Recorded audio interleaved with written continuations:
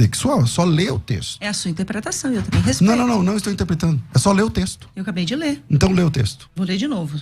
Pois não.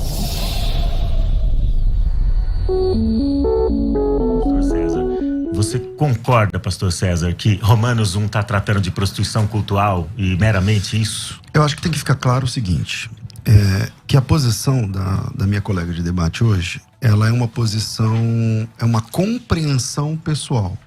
Ok, uma compreensão pessoal, tudo bem, você compreende isso.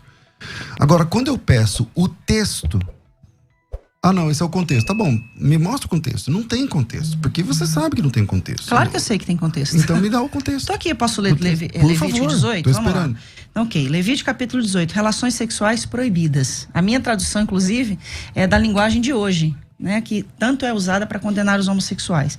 O Senhor Deus deu as seguintes ordens para os homens de Israel: não tenha relações com uma mulher que seja sua parente. Abraão já estava no sal aí, né, porque ele casou com a irmã. Não tenha relações com a sua mãe, isso seria uma vergonha para o seu pai e também para a sua mãe. Não tenha relações com qualquer outra mulher que pertença ao seu pai.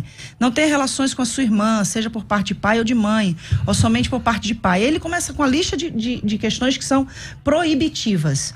Não tenha relações com a sua neta, isso seria uma vergonha. Não tenha relações com a sua tia, e por aí vai. Não tenha relações com a sua nora, não tenha relações com a sua cunhada, não tenha relações com sua filha. Ele continua: não case com a sua cunhada, não tenha relações com uma mulher durante a menstruação. Aí eu acho que tem muito homem que está com dificuldade aqui, viu? Não tenha relações com a mulher de outro homem, isso torna você impuro. Aí o divórcio, que é tanto defendido hoje na atualidade, ficaria difícil também de ser aceito. Nenhum pai deverá entregar o filho ou a filha para servir o deus Moloque. Aí entra na idolatria. Olha só, tá falando da idolatria. Isso seria profanar o santo nome de Deus, o Senhor. Nenhum homem deverá ter relações com outro homem, depois da idolatria. Então o contexto me leva a entender que o texto está apontando para uma questão cultual. Ele sai de relações e entra no texto anterior a prática da idolatria e dos cultos pagãos, falando especificamente de Moloque. O texto que diz a respeito de Moloque, primeiro eu estou devendo os 2 minutos lá sobre as palavras gregas que elas citou, mas eu volto, né? Vamos lá. Todo mundo que conhece o texto bíblico sabe que os mandamentos de Deus, eles não estão tabulados por tema. Não estão tabulados por tema. Então o tempo todo é assim. O tempo todo. Qualquer perícope de qualquer texto de mandamentos de Deus, eles vão sendo tabulados e o assunto vai sendo trocado. Não existe epígrafe. A epígrafe é uma criação nossa. A entrega dos meninos para Moloque é uma questão de queimar o filho no fogo e tal, tudo mais. Na sequência, ele volta a tratar de um assunto sexual. É só ler o texto. É a sua interpretação, eu também respeito. Não estou interpretando. É só ler o texto. Eu acabei de ler. Então lê o texto. Vou ler de novo. Pois não, vamos lá. O próximo texto. O texto que você Nenhum citou. pai deverá entregar o filho ou a filha para servir o deus Moloque, isso seria profanar o santo nome de Deus, o Senhor. Nenhum homem deverá ter relações com outro homem. Pronto. Tá, mas e aí? Aí, onde está o Moloque aí agora? Mas acabou de ser citado o Então, Moloque. mas o texto anterior, veja como não tem credibilidade para ser o contexto que você está chamando. Vou te explicar por quê. Mesmo estando dentro do contexto, não tem credibilidade. Vou te explicar por quê. Porque o texto, o versículo anterior, fala de um pai que entrega um filho para ser queimado no fogo. E o senhor acha que o filho era só levado lá a ser entregue? Tinha todo um ritual pagão antes da criança ser morta. Mas não tem ritual sexual entre o pai e o filho. Nunca teve. Tá? Quando entrega para Moloque. Tá? Mas você pega vários rituais reis sexuais entre os sacerdotes os que se oferecia. Não a Moloque.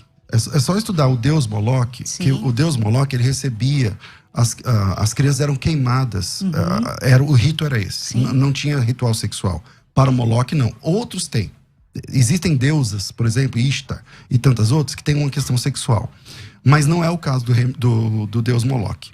O próximo texto, então, nesse não tem nada sexual.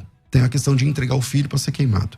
No próximo texto, ele não fala de filho a ser queimado, não fala de Moloque e fala que um homem não pode deitar com outro homem. É só ler o texto. Mas agora, ele está dentro de um contexto de ritual pagão. Não está dentro de contexto de ritual pagão. Agora, para responder a questão dos termos, né? Vamos lá. O apóstolo Paulo não inventou essas palavras. Tá? Essas palavras não eram um neologismo do ponto de vista da Bíblia no primeiro século. Essas palavras já existiam. O apóstolo Paulo usou. Para quem gosta de tradução da Bíblia, eu trabalho com tradutologia bíblica e tudo mais, existe um termo, Lana, que chama-se... É um termo dentro da questão da tradução, quando a palavra aparece apenas uma vez na Bíblia. Então, é um caso de rapax legomena. É uma forma técnica de falar assim, as palavras só apareceram aqui na Bíblia. Nem o arsenocoites, nem o malakos são casos de rapax, do ponto de vista técnico. Ou seja, eles aparecem mais de uma vez no texto. Essas palavras, elas não foram inventadas.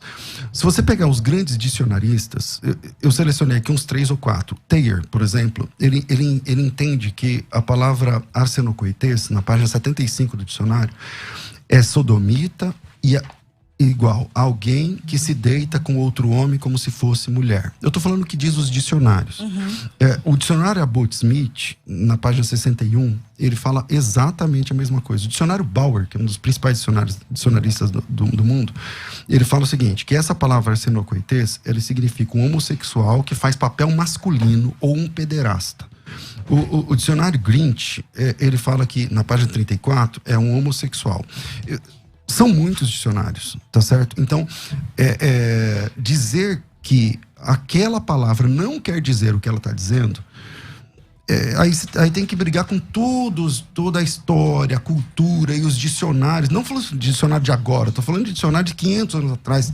Enfim, essa era a compreensão. O apóstolo Paulo não inventou essa palavra, ele usou uma palavra corrente na época. É claro, você citou aí a origem da palavra homossexual. Sim. É uma palavra nova, não tem como ter a palavra homossexual nos textos, nos registros bíblicos. Assim como não tem como ter a palavra dinossauro, que tem 200 e poucos anos. Então, aí a grande, acho que é um grande desafio para quem traduz a Bíblia, é encontrar a palavra mais moderna para explicar aquela palavra que tá ficando mais, que ficou arcaico ou antiga.